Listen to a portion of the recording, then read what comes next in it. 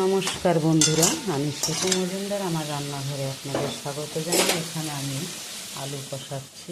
কষানো হয়ে গেছে, ভাজা হয়ে গেছে। দেখুন লাল লাল করে ভেজে নিয়েছি। এখানে একটু পেঁয়াজটা বেশি করে নিয়েছি, যেহেতু একটু কষা কষা করবো তাই। এখানে আছে মাংস। আগে এটা আলুটাকে নামাই।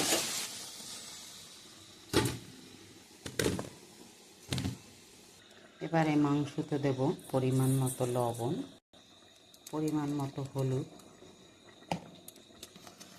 দিয়ে একটু মাখিয়ে নেব।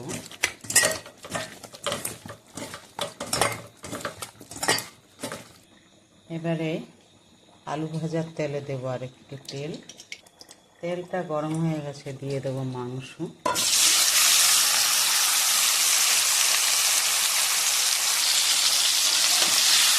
মাংসটাকে একটুখানি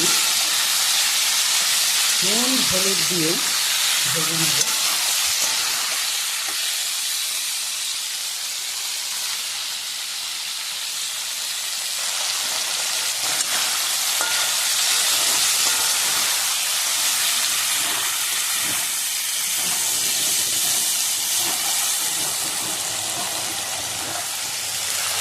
মাংসের গাছ থেকে তেল ছেড়ে দিয়েছে, তার মানে কষানো হয়ে গেছে। নামিয়ে নেব।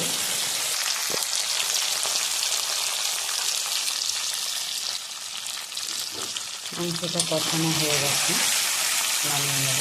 দেখো মাংস থেকে তেল ছেড়ে দিয়েছে, তাহলে নামিয়ে নিয়ে করে করে আলুর ভিতরেই রাখছি। মাংসের তেলেই দিয়ে দেবো জিরা ফোড়নে, একটা লঙ্কা, তেজপাতা একটা ছিঁড়ে। তেলটা ফোড়ন হয়ে গেছে, দিয়ে দেবো পেঁয়াজ কেটে। পেঁয়াজটাকে একটু ভালো করে কষিয়ে নেব। 4 চামচের 2 চামচ আদা পেস্ট, রসুন পেস্ট, আদা রসুনের পেস্ট দিয়ে দিলাম।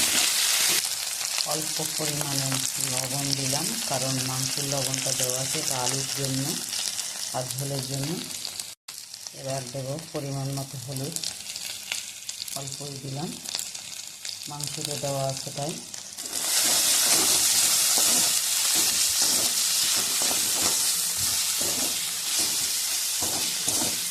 আদাটা একটু ভালো করে ভেজে নিলাম।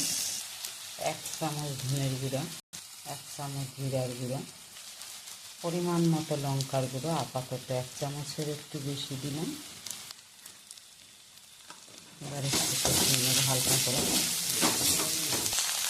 এখানে আছে লাল টমেটোর সস 2 চামচের মতো, কারণ টমেটো নেই তাই সস দিয়ে দিলাম। এবারে দেবো একটু জল।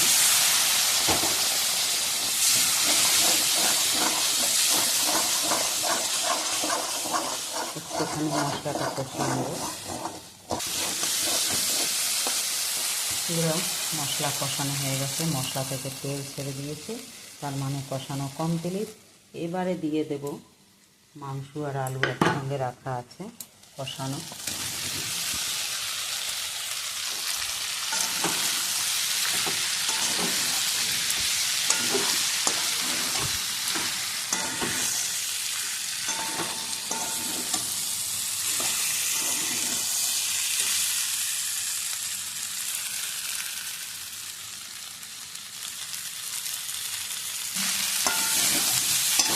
কষানো হয়ে গেছে, দিয়ে দেবো জল।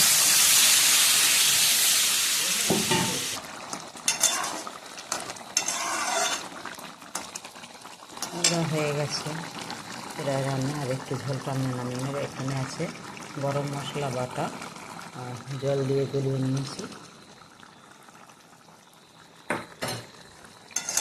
আর একটু ঝোল টানিয়ে নামিয়ে নেব।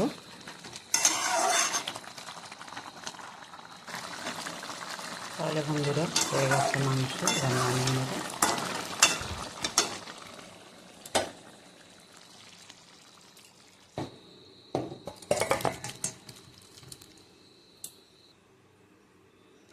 বন্ধুরা আজকের মতো এই পর্যন্ত। নমস্কার।